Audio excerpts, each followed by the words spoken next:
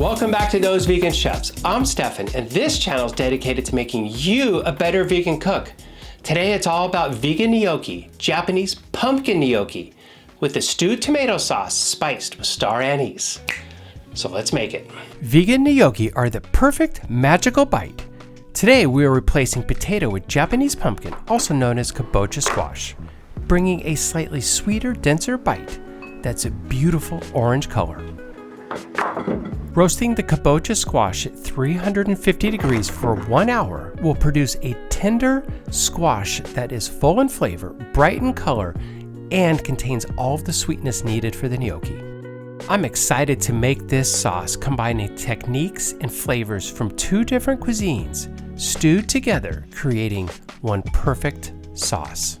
Thinly sliced onions will release their natural flavors, also melting into the sauce. Slow cooked red onions with a dash of salt become sweet in flavor, creating the foundation to the sauce. Cutting the yellow tomatoes in half will help release the juices. Some of the tomatoes will melt into the sauce. Others will maintain some of the shape, creating texture in the sauce. The subtle addition of Japanese curry powder adds that what is that flavor moment in the sauce. The citrus peel in the curry plays off the star anise and the tomatoes flawlessly. The extra virgin olive oil should be emulsified. The tomato juices should be reduced. The sauce should have a sheen to it. It should almost feel creamy in texture. The colors will be a vibrant yellow with a bright, sweet aroma. That is the moment when the sauce is complete. This is totally a fun spin on shaved Parmesan cheese. By no means am I saying it is Parmesan cheese. The color, the texture, the umami cheesy flavors are amusing and fun, adding a new dimension to the dish.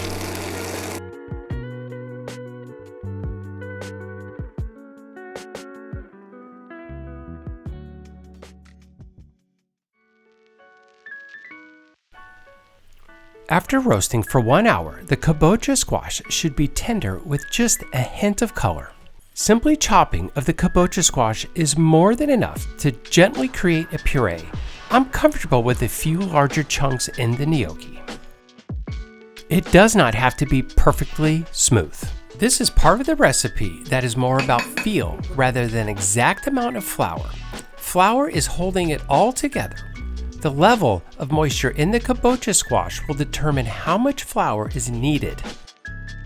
Continue to add the flour as you're kneading the dough. The dough will start to change, becoming drier, holding its shape. You can feel the transformation in the texture of the gnocchi. You will most likely add around 2 cups of flour, kneading for 10 minutes.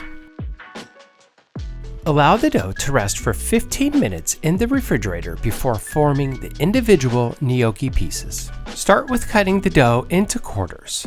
Using both hands, roll the dough into a log shape that is roughly 3/4 of an inch thick. Adding flour to the work surface as needed to prevent the dough from sticking to the cutting board. Cut into 1/2 inch long pieces. Gently squeeze the middle of the gnocchi to almost form a bow tie shape.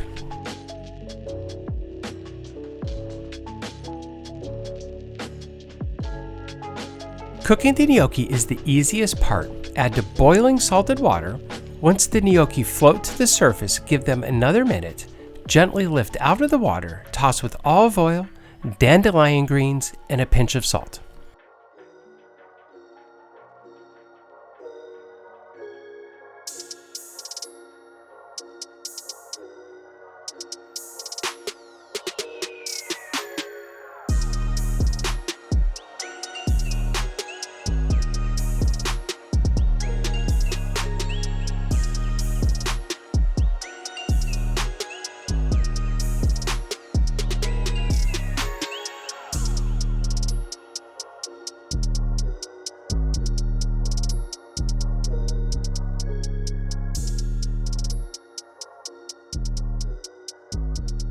The favorite part of this dish for me is the stewed tomatoes with star anise. The brightness of the star anise, the sweetness of the tomatoes, with that underlying curry. Amazing. And today's video is brought to you by Those Vegan Chefs. That's right. presenting our brand new barbecue vegan cookbook that you could order from our website, thoseveganchefs.com, today. So get your barbecue on.